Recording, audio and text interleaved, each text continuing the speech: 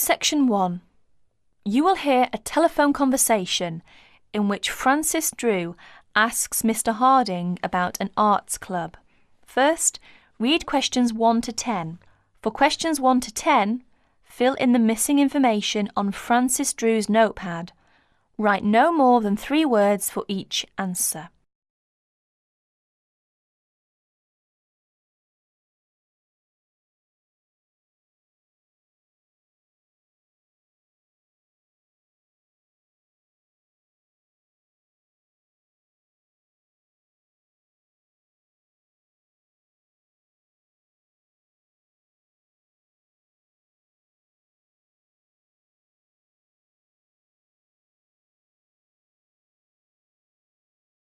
Now listen carefully and answer questions 1 to 10. Hello.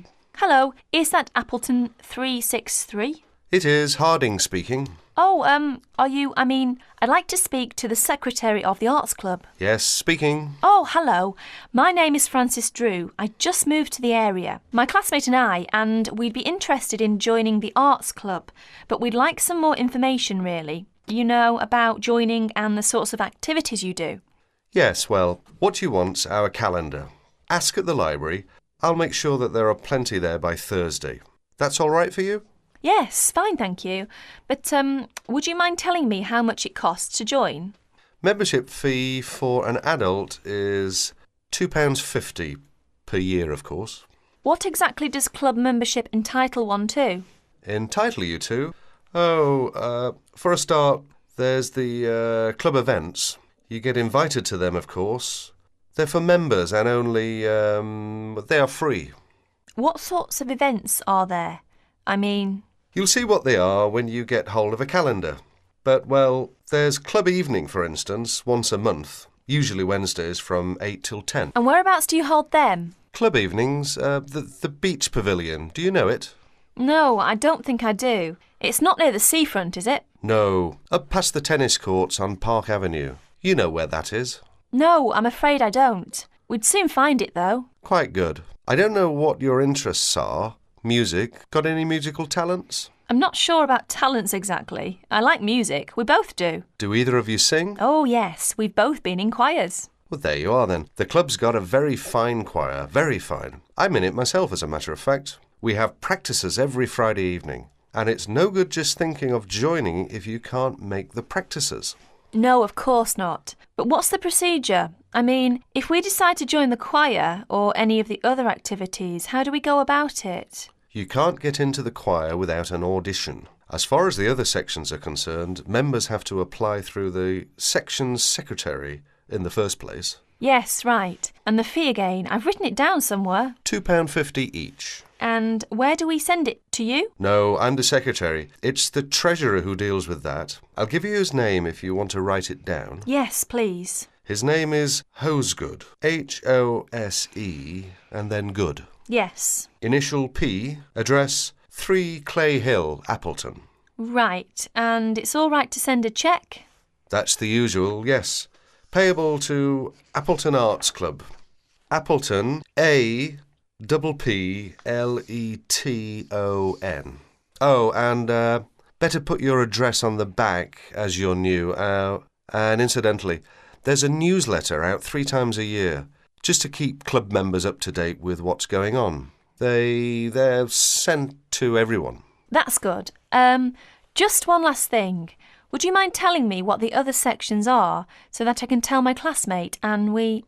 The players, that's our act group I've told you. Choir, you know about. There's the gramophone circle, the music workshop, the literary and discussion group. Oh, that one meets in different members' homes. Then there's the studio workshop and, what have I missed out? Oh, yes, the art talks. That's the lot, I think. The Film Society. That's the other one. Got them all. Ah, yes, just about. Thank you very much. You've been very helpful. Not at all. Pleased to assist. And look forward to meeting you and your classmate at the club. Yes, thank you. Goodbye then. That is the end of section 1. You will have half a minute to check your answers.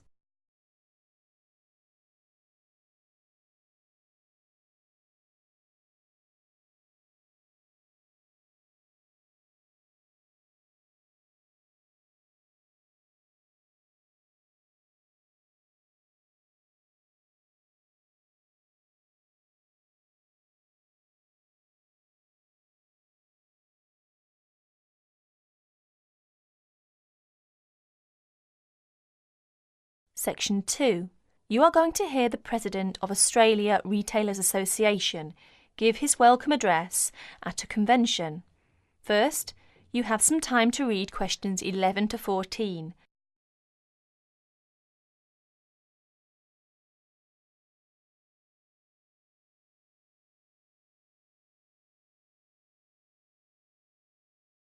As you listen to the first part of the talk, answer questions 11 to 14.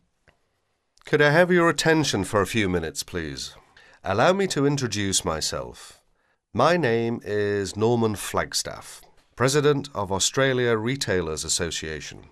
On behalf of the organising committee for our third annual Retailers Convention, I'd like to welcome you all, some of whom come as far as Brisbane and Melbourne, to this wonderful convention centre in our fair capital, Canberra, and hope you make most of your stay. We have been very lucky with the weather, and I sincerely hope that it keeps up for the rest of the week, and maybe even the following. No, I'm sure we won't be that lucky.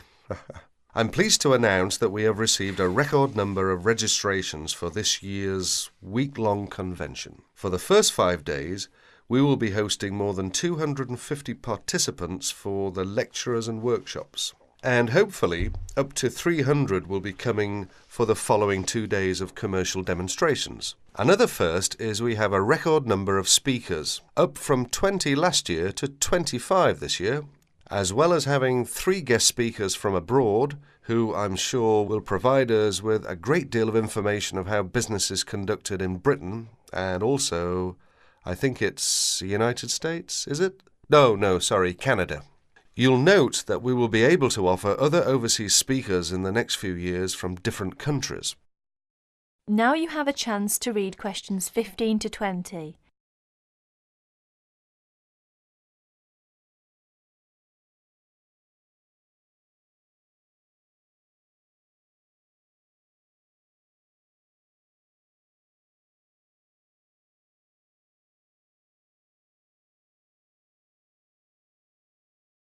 As the talk continues, answer questions 15 to 20. For those of you who won't attend the lunchtime meeting, there are plenty of places to go. The famous Italian restaurant, Peroni's, is not too far from the convention centre.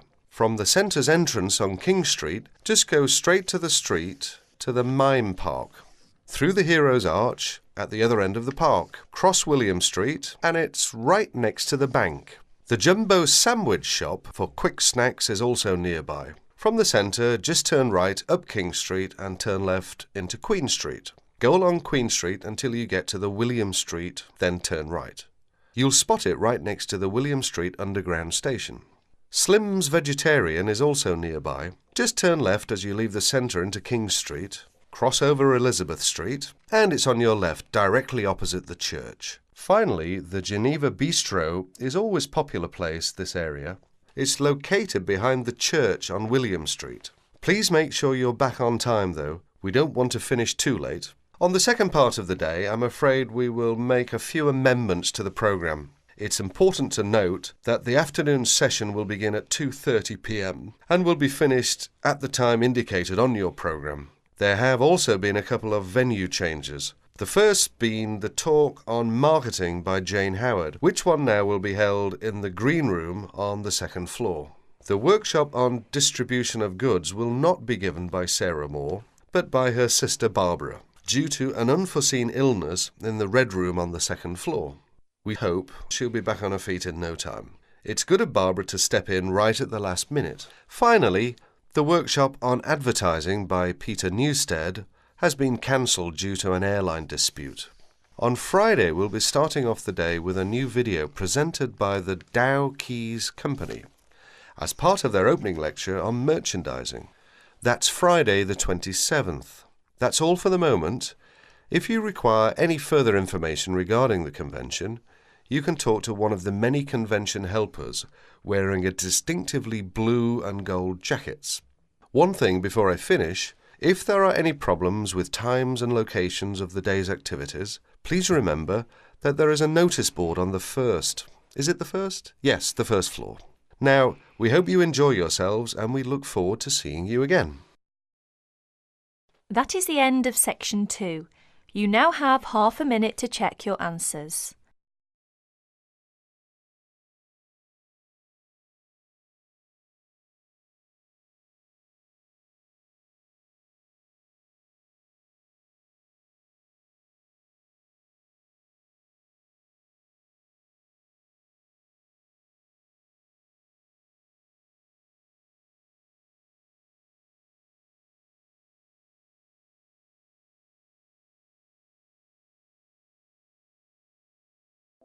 Section 3. Zoe goes to talk to her academic advisor. First, you have some time to look at questions 21 to 30.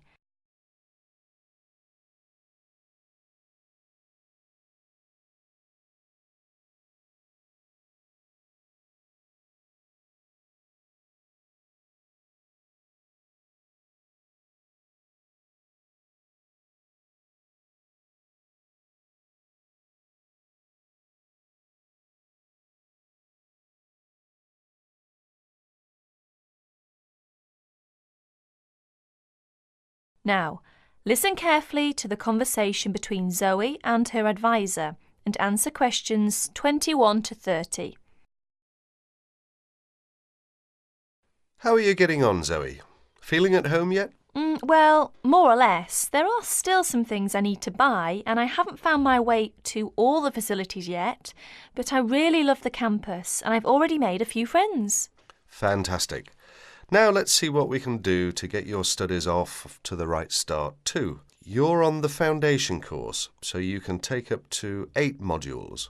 What we advise is that you take 4 modules in the first semester and, assuming everything goes well, 4 in the second.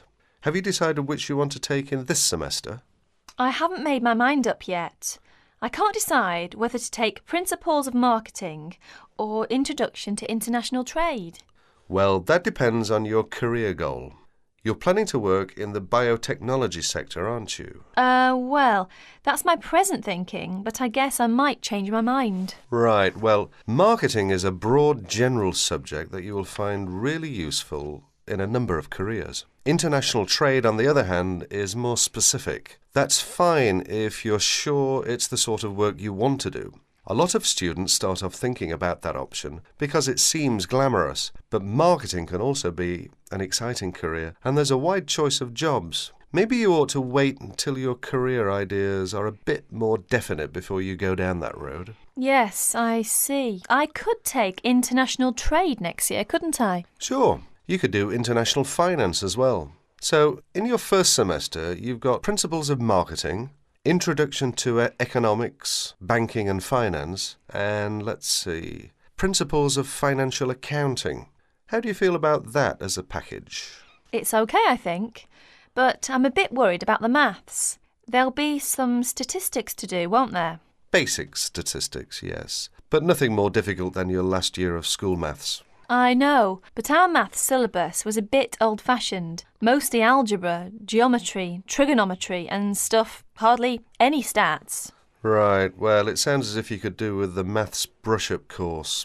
Can I arrange for you to attend just the classes on statistics, if you like? That'd be great. I didn't want to do the whole of maths again, but the stats classes would make me feel much more confident, thanks. Hang on a minute, there's one more thing. Your English. Now, you know you have to reach a satisfactory standard in English by the end of your first year to be allowed to go on to the main BSc course. Yeah, now I'm in an English-speaking environment and I have to speak English all the time. I'm sure I'll be all right. It certainly helps, but speaking isn't everything. You'll have to get your reading up to the standards where you can understand the books on your course reading list quickly. To get the information and ideas you need to write your essays. That means you have to develop a high level of comprehension skills. You'll never get through the course material if you try to read the books intensively from cover to cover. That's why our language skills development program gives you a series of graded academic texts to study and answer questions on a limited time.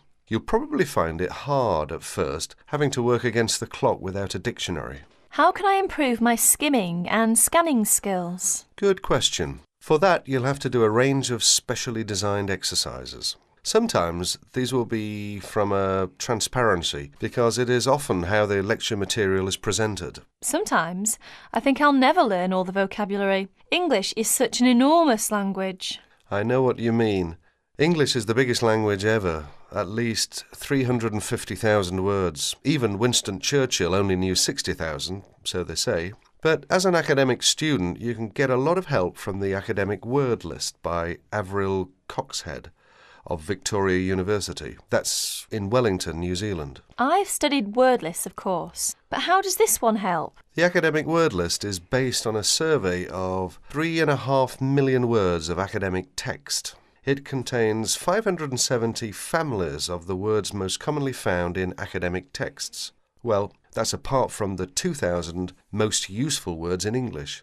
They come in a separate list. You can see copies of both in the library. You said word families. Do you mean words that are similar? In a way, yes. It means that all the different grammatical forms of a word are listed together, so you can see the nouns, verbs, adjectives, forms with prefixes and suffixes and so forth. It'll be clearer when you look at it. Anyway, Avril Coxhead gives you really great hints about how to learn the words, so it shouldn't be too daunting.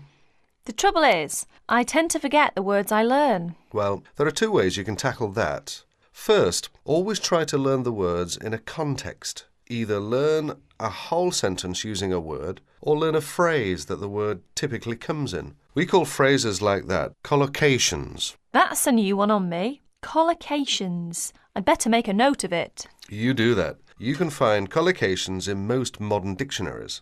Anyway, as I was saying, there's a second study aid I recommend for vocabulary learning. When you get an assignment, take a sheet of paper and write 4 headings. Words I can use, words I can recognise but can't use, words I'm not sure of, words I don't know. Don't bother with the simple words, of course. Then go back after 2 weeks and look at the list again. Can you move any of the words into a better column? That is the end of section 3. You now have half a minute to check your answers.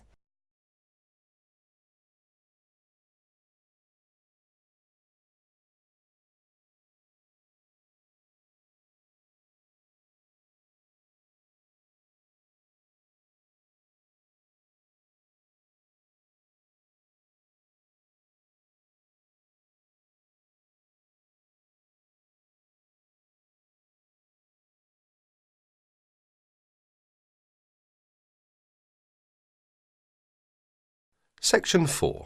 You will hear a lecture giving advice on how to present a seminar paper. First read questions 31 to 40. Complete the notes of the outline. Write no more than 3 words in each answer.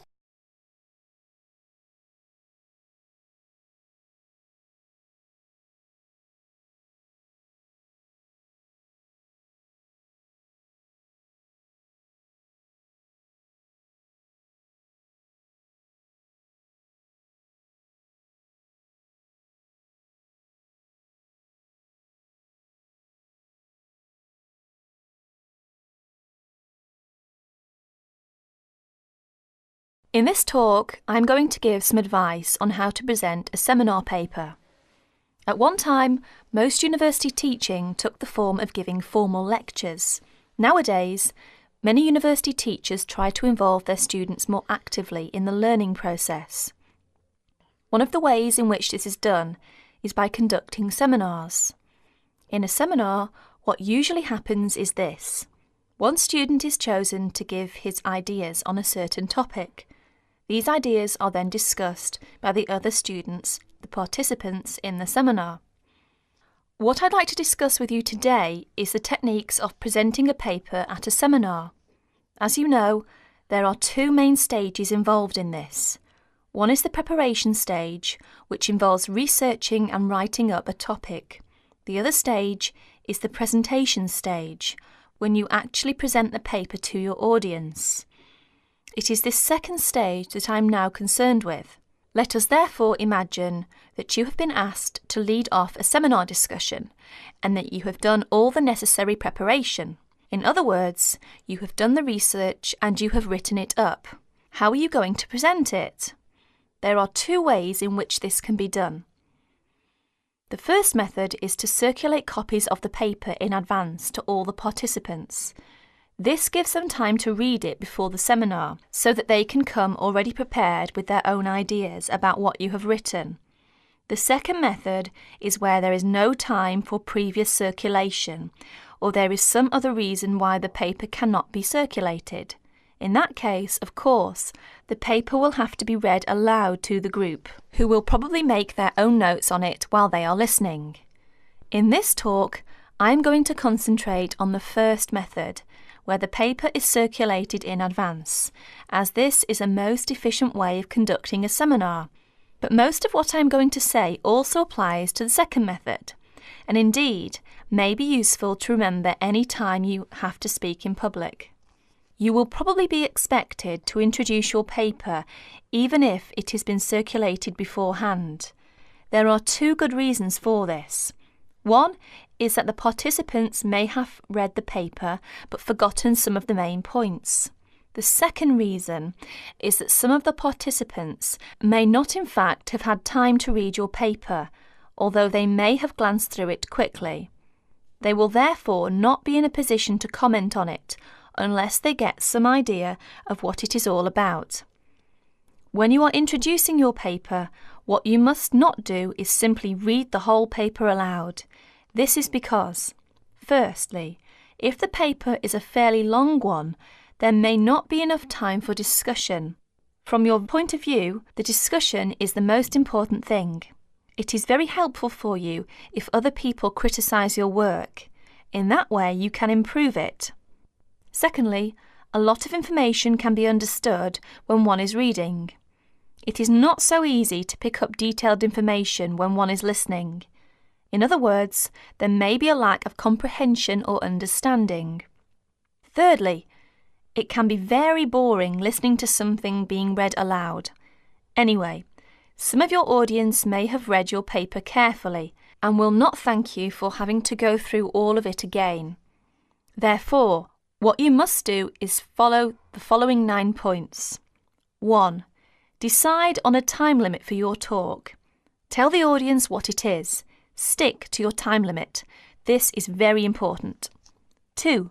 Write out your spoken presentation in the way that you intend to say it. This means that you must do some of the work of writing the paper again, in a sense. You may think that this is a waste of time, but it isn't. If a speaker tries to make a summary of his paper while he is standing in front of his audience, the results are usually disastrous. 3. Concentrate only on the main points. Ignore details. Hammer home the essence of your argument. If necessary, find ways of making your basic points so that your audience will be clear about what they are. 4. Try to make your spoken presentation lively and interesting. This doesn't necessarily mean telling jokes and anecdotes, but if you can, think of interesting or amusing examples to illustrate your argument. Use them. 5. If you are not used to speaking in public, write out everything you have to say, including example, etc. Rehearse what you are going to say until you are word perfect. 6. When you know exactly what you are going to say, reduce it to outline notes. Rehearse your talk again, this time from the outline notes. Make sure you can find your way easily from the outline notes to the full notes, in case you forget something. 7. At the seminar, speak from the outline notes, but bring both sets of notes and your original paper to the meeting. Knowing that you have a full set of notes available will be good for your self-confidence. 8. Look at your audience while you are speaking. The technique to use is this. First, read the appropriate parts of your notes silently. If you are using outline notes, this won't take long. Then, look up at your audience and say what you have to say. Never speak while you are still reading. While you are looking at your audience, try to judge what they are thinking. Are they following you? You will never make contact with your audience if your eyes are fixed on the paper in front of you. 9. Make a strong ending. One good way of doing this is to repeat your main points briefly and invite questions or comments. Perhaps I can sum up by saying this. Remember that listening is very different from reading. Something that is going to be listened to has therefore got to be prepared in a different way from something that is intended to be read. That is the end of section 4. You will have half a minute to check your answers.